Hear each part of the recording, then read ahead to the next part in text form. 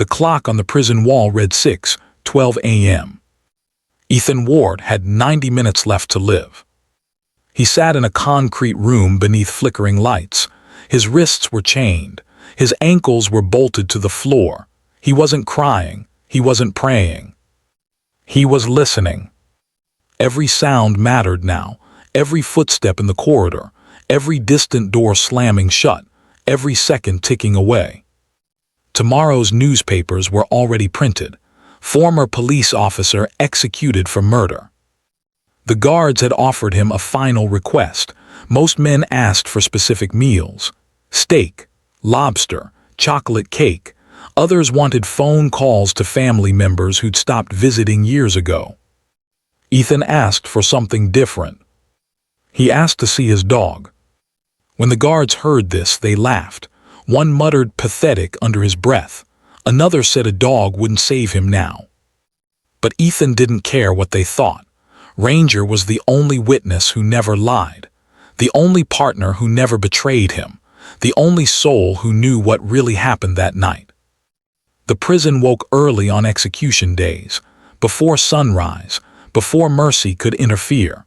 Guards moved through the corridors with heavy boots and heavier hearts. Their faces were blank, but their eyes told a different story. At the far end of death row, Ethan sat on the edge of his bed. His hands were clasped. His eyes were hollow but strangely calm. Two guards watched him through the bars. "Never seen one this peaceful," the first guard whispered. "Makes it worse," the second replied. Ethan heard every word. He always did. But his mind wasn't in that cell. His mind was 12 years back, on cold concrete, with a German shepherd at his side. "Ranger." A steel door buzzed open. The warden entered holding a clipboard. Behind him walked a chaplain and a prison psychologist. This was protocol, final confirmation before death. "Ethan Ward," the warden said flatly. "You'll be escorted to the chamber in 90 minutes. If you have any final requests beyond the one already approved, now is the time." Ethan lifted his head slowly. His voice was steady. "No, just the dog." The warden nodded once. "He's on his way." For the first time in years, Ethan closed his eyes. Not in prayer, not in fear. Something else washed over him, not hope exactly. Closure. Once Ethan Ward was a name that rookies whispered with respect. 12 years on the force. 0 complaints. Countless commendations for bravery and service. But his real reputation came from Ranger. The dog no one wanted. Ranger had been pulled from an abusive breeder. He was skinny, skittish, afraid of his own shadow. The trainer who evaluated him shook his head. "He's broken," the trainer said flatly. Ethan disagreed. Every morning before dawn, Ethan trained Ranger. No shouting, no force, just patience, just trust. Day by day, the fear turned into focus.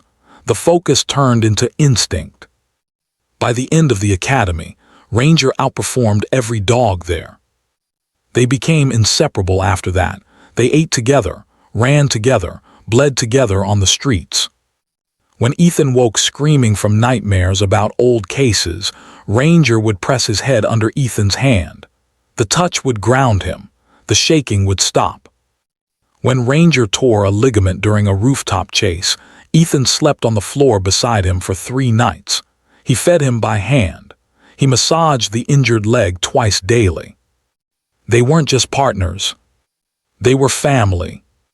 Which is why the night Ranger barked at him, destroyed everything Ethan had left. The official story was simple, too simple. During a late-night warehouse raid, Ethan allegedly shot a fellow officer at close range. No witnesses saw it happen. No cameras recorded it. When backup arrived minutes later, Ethan was kneeling beside the body. His gun was still warm in his hand. And Ranger was barking at Ethan. That single image flooded every news channel, every newspaper, every website. Even his dog knew. The prosecution repeated it constantly during the trial. over and over until it became fact in people's minds. If the dog didn't trust him, the prosecutor argued, why should you? Ethan told the same story every single time they asked, to his lawyer, to the judge, to anyone who would listen. I didn't shoot him, someone else was there, Ranger saw it happen. But no one listened. The ballistics matched his gun. The department needed closure quickly. The public demanded blood for a fallen officer. The trial lasted 1 week. The jury deliberated for 3 hours. Guilty. The judge gave him life in prison. Then the victim's family demanded more. They demanded death. They wanted Ethan to pay with his life. Ethan didn't protest the sentence, not because he was guilty, but because they'd taken Ranger from him, his only family, his only friend. And now, years later, on the morning scheduled for his execution, Ranger was finally coming back. The black SUV rolled through the prison gates at exactly 7:01 a.m. Inside a transport crate sat an older German shepherd. His muzzle was gray now. His movements were slower, but his eyes were still sharp. Ranger. His current handler, Officer Cole, knelt beside the crate. He'd worked with Ranger for 3 years now. He'd never seen the dog react to anything the way he was reacting now. "You okay, buddy?" Cole whispered. Ranger didn't bark, didn't whine, he just stared forward. His ears twitched, his nostrils flared. He remembered this place. And he remembered one scent better than any other in the world. "Ethan." As they entered the execution wing, guards straightened their postures. Whispers followed them down the corridor. "That's him, that's the dog from the Ward case." Inside the holding room, Ethan heard the sound before he saw anything. The click of a leash, metal tags jingling, paws on tile. His heart started pounding, not with fear this time. With something he hadn't felt in years. Hope. The door opened slowly. Ranger stepped inside. Everything froze. Ethan stood there in chains, his breath caught in his throat. Time seemed to stop completely. "Ranger," he whispered. The dog stopped moving, his body went stiff. Then he growled. Low, deep, dangerous. Gasps filled the room immediately.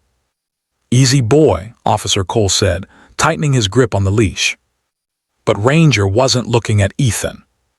He was staring past him, at someone standing near the wall. A guard who hadn't spoken once since entering. A guard who now refused to meet the dog's eyes. Ranger's growl deepened into something primal. What did Ranger see that no one else noticed? Why isn't he reacting to Ethan at all? Officer Cole had handled police dogs for 8 years. He'd seen them track suspects through forests, alert to drugs in hidden compartments, detect explosives in crowded stations. But he'd never seen a dog react like this. Ranger's growl wasn't random aggression, it was focused, targeted. The dog's entire body was locked onto the silent guard standing near the wall. "That's not aggression," Cole whispered to the warden. "That's recognition." Ethan's stomach dropped. His mind raced through possibilities, through memories. "Ranger," he said softly, "it's me, I'm right here." But Ranger didn't move toward him. Instead, the dog began circling slowly. His nose worked the air. His body lowered close to the ground. Not preparing to attack. Investigating. The prison psychologist stepped forward carefully. She'd studied animal behavior for her doctorate. She'd consulted on dozens of cases involving service animals. "Dogs don't react like this without reason," she said. "He's detecting something specific." One guard muttered, "Maybe he remembers the murder. Maybe he knows what Ward did." Another guard snapped back immediately, "Shut your mouth." Ranger stopped circling. He positioned himself behind Ethan. He sniffed Ethan's shoulder carefully, then his neck, then the air around his hands. Then he barked once. Sharp, urgent, unmistakable. And alert. Silence swallowed the entire room. Even the fluorescent lights seemed to hum quieter. "That's an alert bark," Cole said slowly. His voice was steady, but his hands were shaking. "He's detecting something on Ethan." Ethan frowned. Confusion crossed his face. "Detecting what? I've been in a cell for years." Before anyone could answer, a voice cut through the tension. "Remove the dog now." Everyone turned. A senior officer stood in the doorway. His face was red. His jaw was clenched tight. "This is a protocol violation," the officer said firmly. "This visit is over." The warden hesitated. He looked at Ranger, at Ethan, at the senior officer. Ranger's growl grew louder. His lips pulled back from his teeth. "If that dog stays in this room," the senior officer added quietly, "someone's career ends today. Maybe more than one." The clock on the wall ticked loudly. 72 minutes until execution. Cole started to pull Ranger back, but the dog resisted. His paws dug into the floor. His eyes stayed locked on the senior officer. Then Ranger lunged. Not at Ethan. At the officer in the doorway. Cole yanked the leash with all his strength. Ranger's teeth stopped inches from the man's wrist. Saliva dripped from his jaws. The room exploded into chaos. Guards shouted over each other. Weapons were drawn. Hands reached for batons and pistols. "Hold," the warden barked. "Everyone hold." But it was too late. Ranger's legs gave out suddenly. His body hit the floor hard. A horrible whimpering sound came from his throat. "Ranger!" Cole dropped to his knees beside the dog. The German shepherd's chest heaved. His breathing came in short, painful gasps. His eyes rolled back. Medical training kicked in for Cole. He checked the dog's pulse, checked his airways, but something was wrong, very wrong. "He's having some kind of episode," Cole shouted. "We need a vet now." But before his eyes closed completely, Ranger did something that stopped everyone cold. He barked one final time. Weak but deliberate. And his eyes focused on the senior officer with perfect clarity. The same officer who'd been at the warehouse raid 12 years ago. The same officer whose uniform, even now, smelled faintly of old gun oil. The prison psychologist's voice cut through the noise. She spoke carefully, deliberately. "That dog just identified the killer." The words hung in the air like smoke. No one moved, no one breathed. The senior officer stepped backward. His face had gone pale. His hand moved to his belt. The warden's radio crackled to life. "Execution prep in 5 minutes. Transport the prisoner." 2 guards grabbed Ethan's arms. He tried to resist, but the chains held firm. "Wait," Ethan shouted. "You saw what just happened. Ranger knows. He's been trying to tell you." But they pulled him away, down the corridor, through steel doors, into the execution chamber. They strapped him to the gurney, tight straps across his chest, his arms, his legs. The witnesses filed into the viewing room. The victim's family sat in the front row. Their faces were hard, unforgiving. The medical team entered. They prepared the IV lines, the chemicals that would stop his heart. The warden stood beside Ethan. "Any final words?" Ethan stared at the ceiling. His voice was barely a whisper. "My dog knew the truth. He always knew." The needle hovered above his arm. The clock read 8:29 a.m. The warden nodded to the medical technician. Then a phone rang. Loud, shrill, cutting through the terrible silence. The warden answered. His face changed immediately. Color drained from his cheeks. "Stop," he said quietly. The technician froze. "Stop everything," the warden said louder. "Disconnect him now." Confusion swept through the room. The witnesses stood up. Guards looked at each other with wide eyes. "What's happening?" someone shouted. The warden held up one hand. He was still listening to the phone. His expression shifted from shock to something else. Anger. He hung up. He looked directly at Ethan. "New evidence has surfaced," the warden said. "The execution is halted pending investigation." Ethan couldn't speak, couldn't process what he was hearing. "What evidence?" he finally managed. The warden's jaw tightened. "A detective reopened your case 6 months ago. He found discrepancies in the ballistics report. He found altered witness statements, and he found something else." "What?" "A confession buried in old case files, marked as unrelated." The room started spinning. Ethan felt like he was falling even though he was strapped down. "Who?" Ethan asked. "Who confessed?" The warden looked toward the door, toward the execution wing where Ranger had collapsed. "The same officer your dog tried to attack, Senior Officer Marcus Reeves. He was the shooter that night. He planted the gun. He framed you, and he's been covering it up for 12 years. Guards rushed out. Shouts echoed down the corridors. Somewhere in the distance, someone was being arrested. But Ethan only had one thought. "Where's Ranger? Is he okay?" The warden's expression changed. He didn't answer immediately. "Where is he?" Ethan demanded. The silence told him everything. Ethan was free, but at what cost? And why did Ranger collapse the moment he identified the real killer? They unstrapped Ethan from the gurney. His legs barely held him when he stood. 12 years of waiting for death. 12 years of being called a murderer. And now, in the span of minutes, everything had changed. But nothing felt like victory. "I need to see Ranger," Ethan said. His voice was stronger now. "Take me to him." The warden nodded. 2 guards escorted Ethan through the corridors. His chains were gone, but his prison uniform remained. Other inmates watched through bars as he passed. Some shouted. Some stayed silent. Word was already spreading. They reached the medical wing. Officer Cole sat outside a door. His head was in his hands. His shoulders were shaking. Ethan's heart sank. "No," he whispered. "No, no, no." Cole looked up. His eyes were red. His face was wet with tears.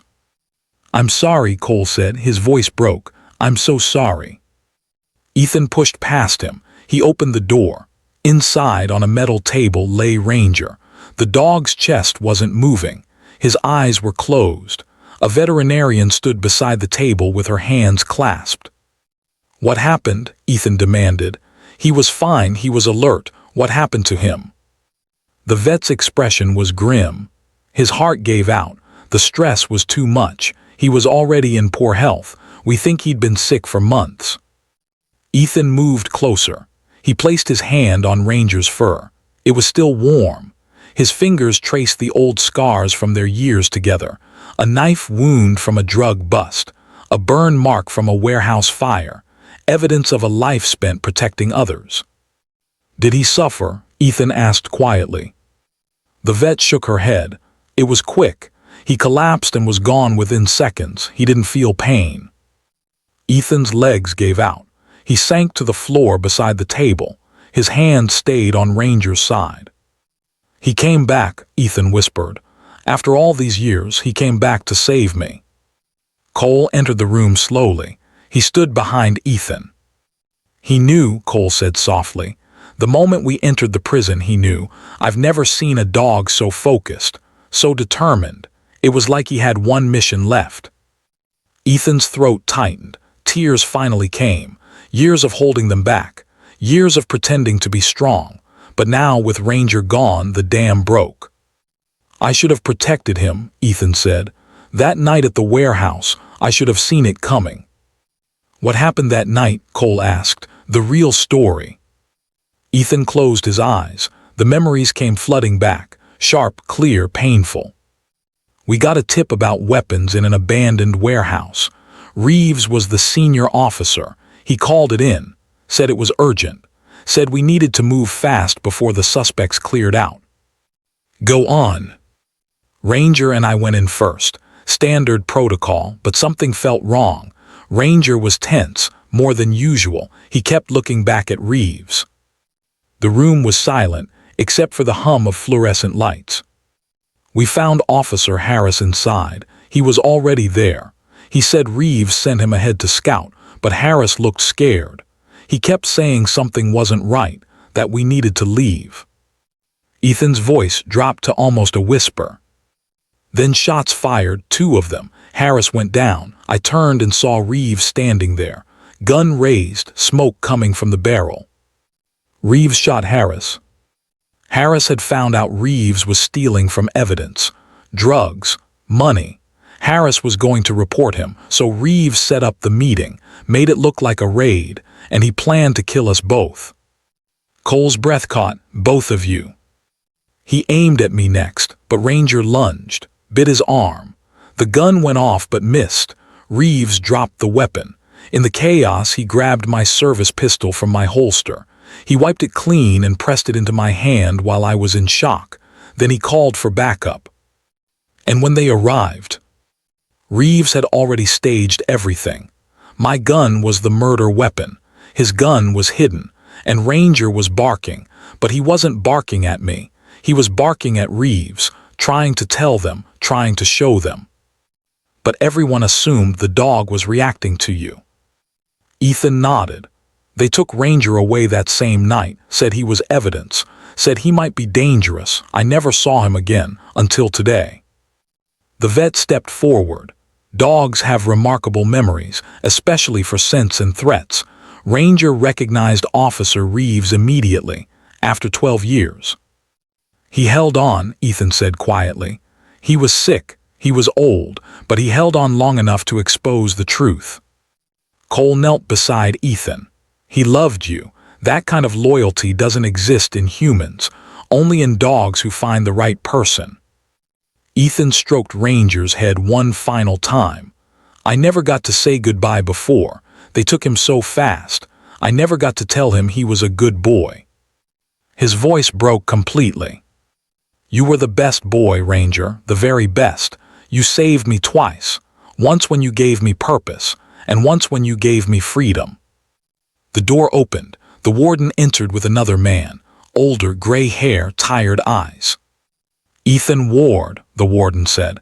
This is Detective Morrison. He's the one who reopened your case. Morrison stepped forward. He held out his hand. Ethan stood slowly and shook it. I'm sorry it took so long, Morrison said. I found the original detective's notes hidden in storage. He had doubts but was pressured to close the case quickly. He documented everything before he died, including a conversation with Reeves where Reeves accidentally revealed details only the real shooter would know. Why didn't this come out during trial? The notes were filed wrong. Deliberately, we think. Someone didn't want them found. We're investigating the whole department now. Ethan looked back at Ranger. None of it matters now. I'm free, but he's gone. Morrison's expression softened. Dogs are better than us. They don't lie, they don't manipulate, they just love, and they protect what they love. What happens to Reeves? He's been arrested. He'll face murder charges, evidence tampering, conspiracy. He'll spend the rest of his life in prison, where you almost died. Justice, the word felt empty. Can I take him? Ethan asked suddenly. Can I take Ranger's body? The warden and vet exchanged glances. Yes, the warden said finally. He's yours, he always was. Ethan had his freedom and his truth, but the one soul who fought for him was gone. What does freedom mean when you lose everything to gain it? 3 days later, Ethan stood in a small cemetery on the outskirts of town. The sky was gray. Rain threatened but hadn't started yet. Before him was a grave, fresh dirt, a simple headstone. Ranger. Hero, partner, friend. He knew the truth when no one else would listen. A dozen people stood behind Ethan. Officer Cole was there. Detective Morrison. Even the prison psychologist who'd witnessed Ranger's final moments. Other K-9 handlers from across the state had come. Dogs sat quietly beside their partners. No speeches were planned, no ceremony rehearsed, but Cole stepped forward. I only knew Ranger for 3 years, Cole said, but in that time he taught me what loyalty means, what purpose looks like. Dogs don't care about your past. They don't care about your mistakes. They care about who you are in the moment. And Ranger's final moment was spent protecting the person he loved. One by one, handlers placed items on the grave: a tennis ball, a favorite toy, a folded American flag that had draped over a retired K-9's coffin. Ethan knelt. He placed his hand on the headstone. The granite was cold under his palm. "I spent 12 years thinking I'd failed you," Ethan whispered. "Thinking that bark meant you turned on me, but you never did. You were trying to save me, even then, even at the very end." The rain started, light drops at first, then heavier, but no one moved. "I don't know what happens next," Ethan continued. "I don't know how to live in a world that called me a murderer. I don't know how to face people who wanted me dead. But I know one thing. I know you never gave up on me, so I won't give up either." He stood slowly. His clothes were soaked now, but he didn't care. Detective Morrison approached. "The state is offering compensation for the years taken, for the trauma. It won't fix anything, but it's something." Ethan shook his head. "I don't want their money. I want something else." "What?" "I want to train dogs like Ranger. Dogs that no one else wants. Dogs that people call broken. I want to give them purpose. Give them a second chance." Morrison smiled slightly. "That's a good goal, a worthy one. Ranger taught me that broken doesn't mean useless. It just means you need someone who believes in you." Over the following months, Ethan built a small training facility on donated land outside the city. Word spread quickly. Handlers brought dogs that had failed police academy, dogs with trauma, dogs with fear. Ethan worked with each one patiently. No shouting, no force, just trust, just time. His first graduate was a German Shepherd mix named Scout, terrified of loud noises, abandoned by 3 families. But after 6 months with Ethan, Scout became a certified therapy dog working in children's hospitals. His second graduate was a Belgian Malinois named Ghost. Too aggressive for police work, they said, but Ethan saw something else. Protective instinct without proper direction. Ghost now works search and rescue in disaster zones. One afternoon, a young police officer arrived with a skinny German Shepherd puppy. The dog's ribs showed through his fur. His eyes were haunted. "He was seized from an abusive situation," the officer explained. "The department doesn't think he's salvageable, but I heard about your facility, about what you do." Ethan knelt down. The puppy cowered, shaking, afraid. "What's his name?" Ethan asked. "He doesn't have one yet." Ethan extended his hand slowly, palm down, unthreatening. The puppy sniffed cautiously, then took one small step forward. "Hey there," Ethan whispered. "I know you're scared. I know the world hasn't been kind, but you're safe now, I promise." The puppy's tail moved, just slightly, just once. Ethan looked up at the officer. "I'll take him." "What will you name him?" Ethan was quiet for a moment. He thought about the dog who saved him twice. The dog who never stopped believing. The dog who exposed the truth when it mattered most. "Ranger," Ethan said softly. "I'll name him Ranger." That evening, Ethan sat on his porch. The new Ranger slept at his feet. Stars filled the sky above. No bars, no chains, no countdown to death. Just peace. His phone buzzed. A text from Detective Morrison. "Reeves was sentenced today. Life without parole. Thought you'd want to know." Ethan read it twice. He waited for satisfaction, for relief, for some sense of justice served. But all he felt was tired. He typed back, "Thank you, but it doesn't change anything. It doesn't bring anyone back." Morrison replied, "No, but it means the truth won, finally, because of a dog who refused to forget." Ethan looked down at the sleeping puppy, at the second chance curled up beside him. "The truth did win," Ethan whispered. "But truth costs something. It cost Harris his life. It cost me 12 years, and it cost the bravest soul I've ever known." The puppy stirred. His paw reached out and rested on Ethan's foot. A small gesture, but everything.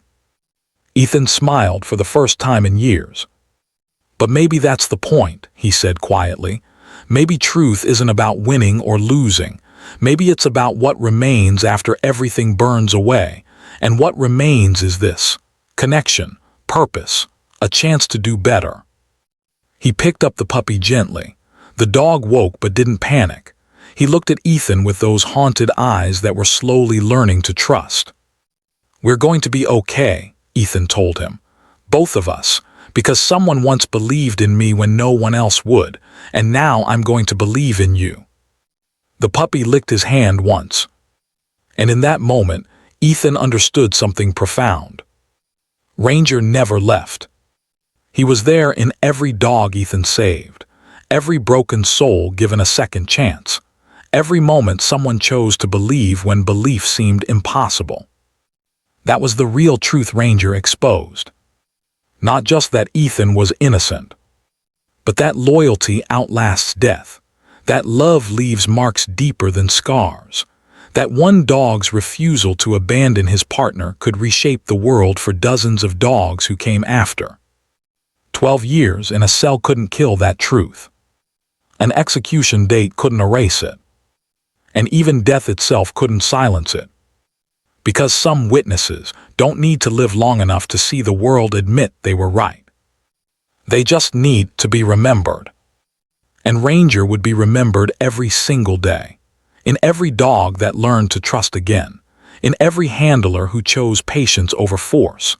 In every soul who got a second chance because someone believed broken wasn't the same as worthless. The stars shone brighter now. The air felt cleaner. Freedom tasted like morning dew and dog fur and possibility. Ethan carried the puppy inside. He set up a bed beside his own. And for the first time in 12 years, he slept without nightmares. Because he wasn't alone anymore. He never was. If this story made you angry, if it made you question justice, if you think the truth came too late, say it in the comments and decide for yourself. Was this justice? Or just loss with paperwork? Subscribe for more stories they don't want told. Some truths are worth dying for. Some loyalties outlast death. And some dogs are heroes not because they lived, but because they refused to let the truth die with them. Once again, subscribe for more stories they don't want told. Thanks for watching.